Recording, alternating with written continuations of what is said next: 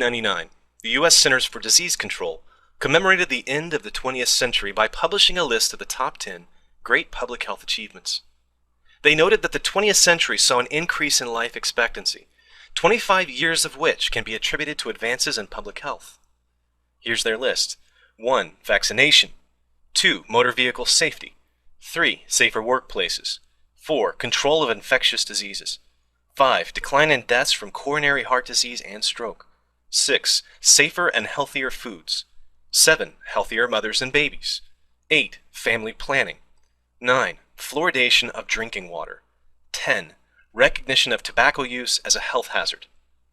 I think we can all see that changes in our attitudes about smoking, childbirth, and family planning, safe workplaces, seatbelts, and control of infectious disease by vaccination are adding years to our lives and life to our years.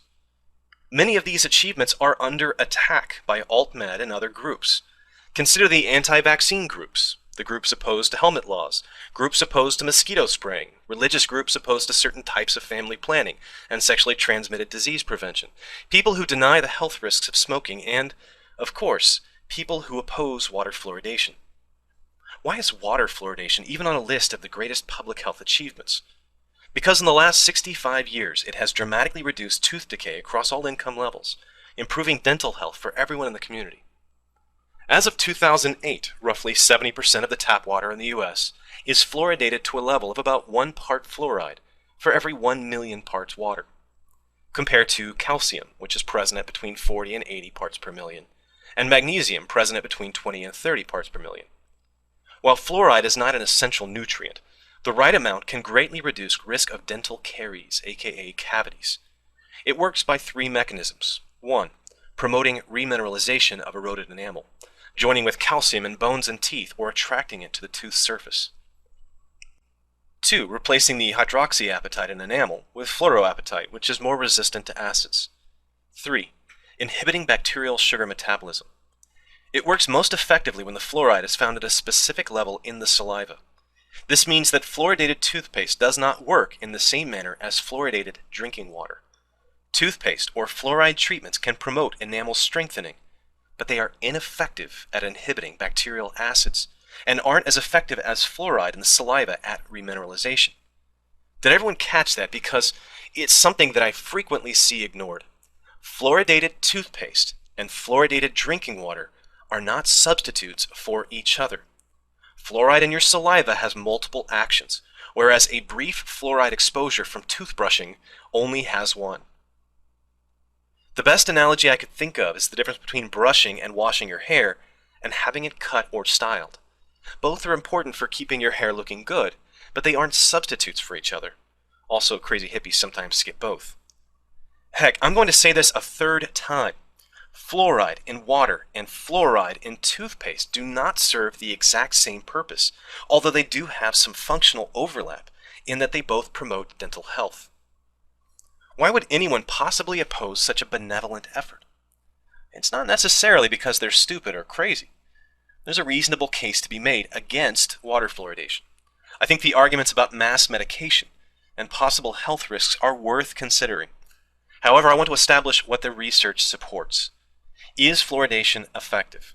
The overwhelming evidence from the research literature supports a very strong yes. In studies from around the world, the introduction of 0.5 to 1 part per million of fluoride reduces the rate of dental caries by 40 to 60%. This is not a small effect and passes the level of correlation to the well-supported causation. In certain areas of Europe where the water is naturally fluoridated, the dental disease rates are similar to community fluoridated areas. Here's an example paper from Australia. The dental health of over 100,000 Australian children from fluoridated and unfluoridated areas was compared and normalized for age, income, and housing status. The low fluoride area children had about 30% more cavities than the matched children in optimally fluoridated areas. This matches results from around the world where the effect is usually between 30 and 60%. This translates to 1/2 to 4.4 decayed, missing, or filled teeth per child. In these studies, notice that both populations of children have equal access to fluoridated toothpaste and dental care. The argument that modern toothpaste has eliminated the need for drinking water fluoridation is not well supported by these studies. Is fluoridation cost effective? Unquestionably. It costs less than $1 per person per year. There are two primary forms of fluoride that can be used. Sodium fluoride is a natural mineral that can be mined or refined from underground water reservoirs.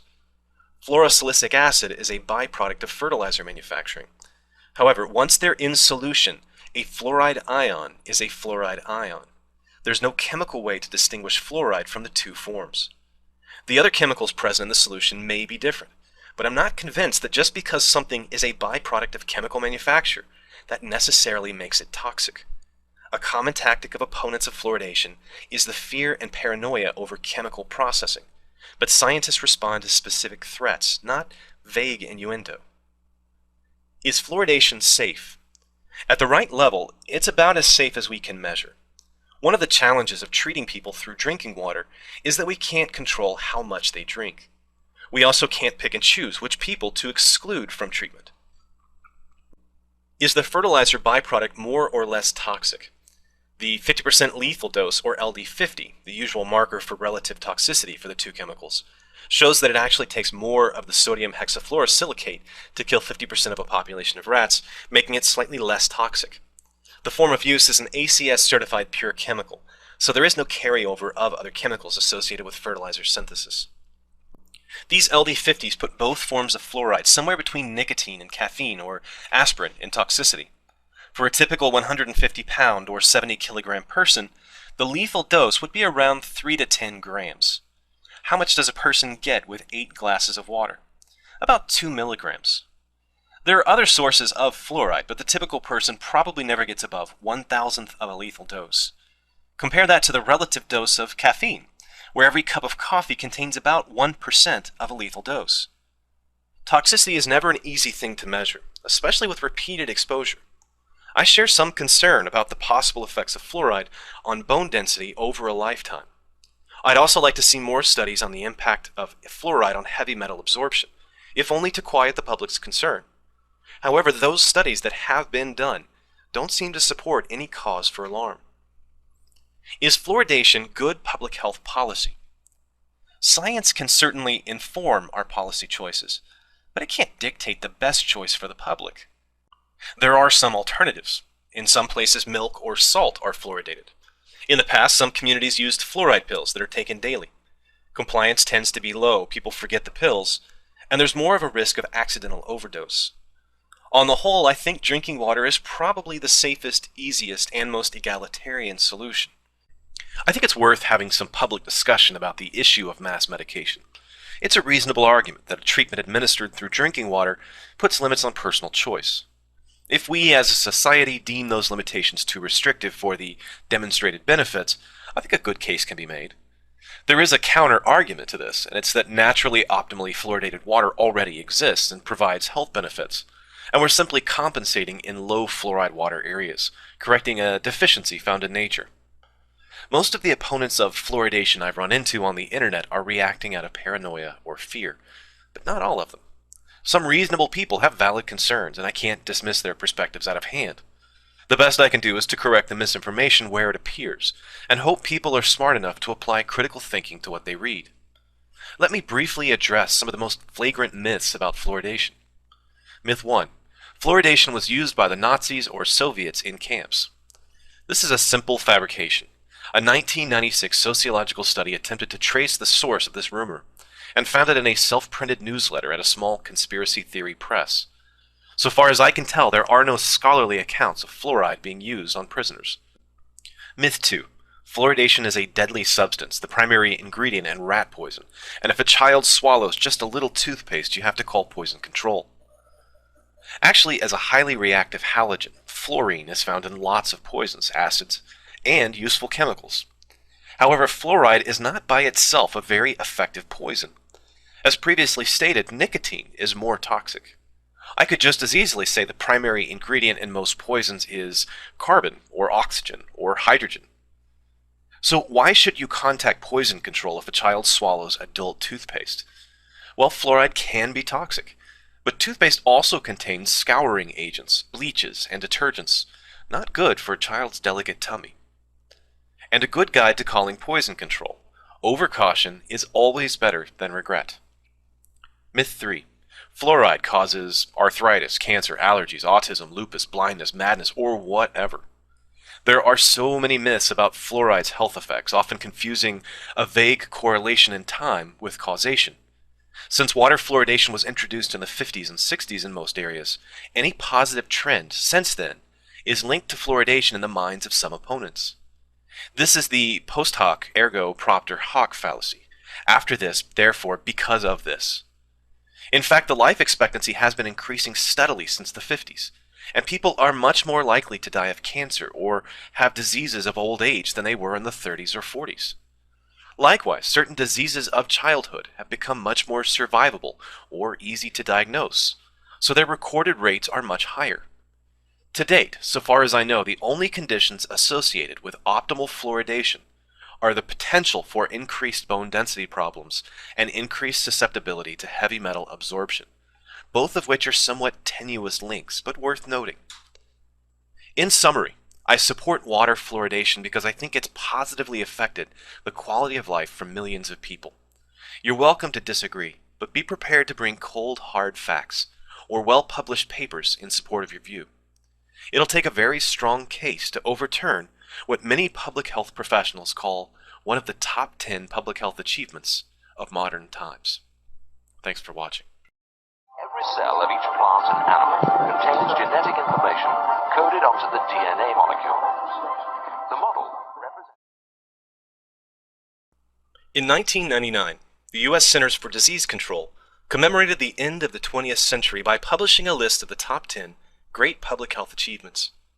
They noted that the 20th century saw an increase in life expectancy, 25 years of which can be attributed to advances in public health. Here's their list. 1. Vaccination. 2. Motor vehicle safety. 3. Safer workplaces. 4. Control of infectious diseases. 5. Decline in deaths from coronary heart disease and stroke. 6. Safer and healthier foods. 7. Healthier mothers and babies. 8. Family planning. 9. Fluoridation of drinking water. 10. Recognition of tobacco use as a health hazard. I think we can all see that changes in our attitudes about smoking, childbirth, and family planning, safe workplaces, seatbelts, and control of infectious disease by vaccination are adding years to our lives and life to our years. Many of these achievements are under attack by alt-med and other groups. Consider the anti-vaccine groups, the groups opposed to helmet laws, groups opposed to mosquito spraying, religious groups opposed to certain types of family planning and sexually transmitted disease prevention, people who deny the health risks of smoking, and, of course, people who oppose water fluoridation. Why is water fluoridation even on a list of the greatest public health achievements? Because in the last 65 years, it has dramatically reduced tooth decay across all income levels, improving dental health for everyone in the community. As of 2008, roughly 70% of the tap water in the U.S. is fluoridated to a level of about 1 part fluoride for every 1 million parts water.